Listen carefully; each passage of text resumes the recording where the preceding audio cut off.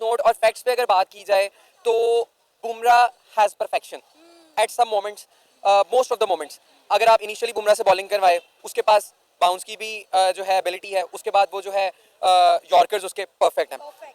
Comparison में अगर हम शाहीन की बात करें तो हम शाहीन को यूटिलाइज मैक्सिमम इनिशियल ओवर्स में कर सकते हैं।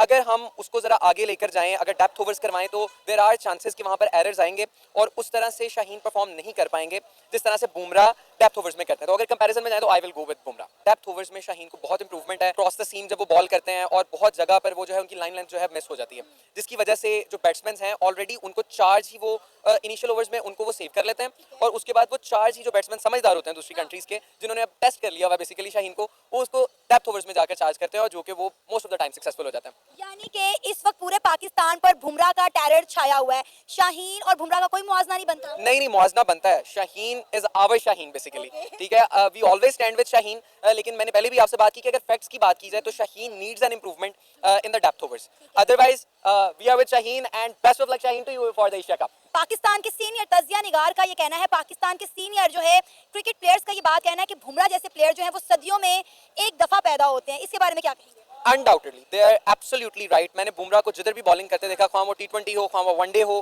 खां वो टेस्ट हो, ही इज एब्सोल्युटली अमेजिंग। अच्छा, हमने देखा है कि जब जब टीम इंडिया को बुमराह की जरूरत पड़ी है, बुमराह ने फंसा हुआ मैच जो है वो इंडिया को जितवा कर दिया है, लेकिन शाहीन से तब विकेटें नहीं निकलती हैं। Actually Bumrah delivers at that time.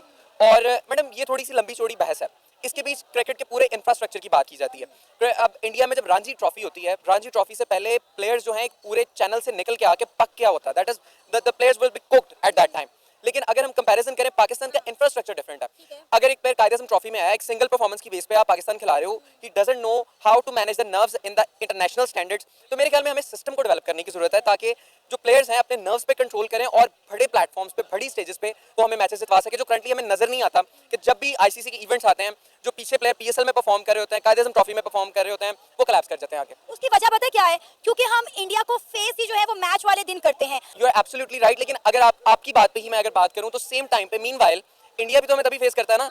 तो इंफ्रास्ट्रक्चर का प्रॉब्लम है, ये प्रॉब्लम नहीं है कि आईपीएल की अगर हम बात करें तो इंडिया के जो ज्यादातर प्लेयर हैं वो आईपीएल से निकलकर सामने आए हैं, और आईपीएल में देखें आप वो दुनिया भर के जो है प्लेयर्स को फेस करते हैं। ठीक है, अब आप देखें कि पीएसएल में कौन आता है, गिने चुने प्लेयर जो आईपीएल में नहीं जाते वो पीएसएल में आ जाते हैं। क्रिकेट स्टैंडर्ड्स की बात फिर अगर की जाए तो मैं पर्सनली रेट करूं तो PSL is better than IPL. Difference यहाँ पे आता है कि आईपीएल पुराना है और एक प्रॉपर चैनल के थ्रू उनके पास ये है कि उनके पास रिसोर्सेज ज़्यादा हैं, वो प्लेयर्स को जारी बात है पे बैक ज़्यादा कर सकते हैं, जिसकी वजह से इंटरनेशनली प्लेयर्स वहाँ पर ज़्यादा आते हैं। तो क्रिकेट स्टैंडर्ड्स के हिसाब से PSL is absolutely doing great.